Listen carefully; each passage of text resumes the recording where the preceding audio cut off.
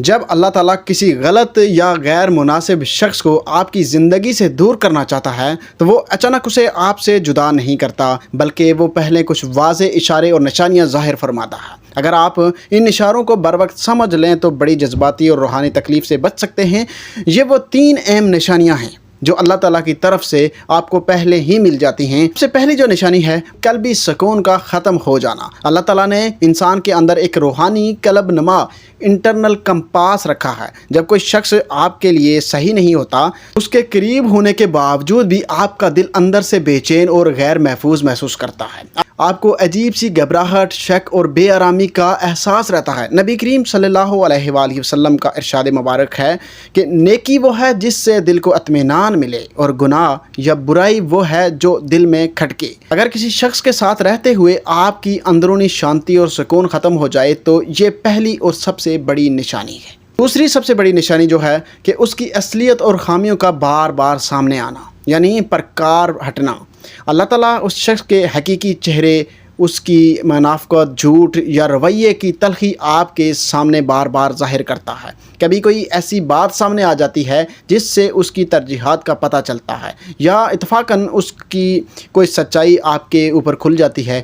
لوگ اکثر اسے اتفاقاً سمجھ کر نظر انداز کر دیتے ہیں، یا اس شخص کی صفائیاں خود ہی تراشنے لگتے ہیں، حالانکہ وہ اللہ کی طرف سے پردہ ہٹنے کا اشارہ ہوتا ہے تاکہ آپ حقیقت دیکھ سکیں۔ اور تیسری سب سے بڑی نشانی یہ ہے کہ مسلسل راستوں میں رکاوٹیں اور فاصلے پیدا ہونا۔ آپ اس رشتے کو سنبھالنے، آگے بڑھنے اور قائم رکھنے کے لیے جتنی بھی کوششیں کرتے ہیں، معاملات بگڑتے ہی چلے جاتے ہیں۔ کبھی بات چیت پر بلا وجہ کی غلط فہمیاں پیدا ہونا شروع ہو جاتی ہیں، کبھی حالات ایسے بن جاتے ہیں کہ آپ کا ملنا یا بات کرنا مشکل ہو جاتا ہے، اور رشتے میں برکت جو ہے نا وہ بالکل ختم ہو جاتی ہے، اور آپ کو ڈپریشن، انزائٹی کا سامنا کرنا پڑ رہا ہے، جو کہ آپ ابھی اس سچویشن سے گزر رہے ہیں۔ جب اللہ کسی کو آپ کی تقدیر کا حصہ نہیں بنانا چاہتا تو وہ پہلے آپ کے اور اس کے درمیان قدرتی رکاوٹیں کھڑی کر دیتا ہے تاکہ آپ خود پیچھے ہٹ جائیں۔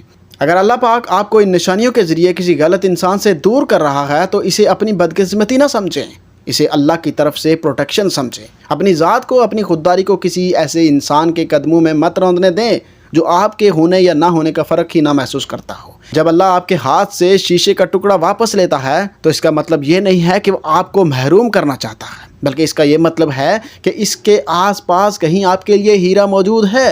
علامہ اقبال نے اسی خودداری اور باوقار شخصیت کا درس دیتے ہوئے فرمایا تھا کہ خودی کو کر بلند اتنا کہ ہر تقدیر سے پہلے خدا بندے سے خود پوچھے بتا تیری رضا کیا ہے۔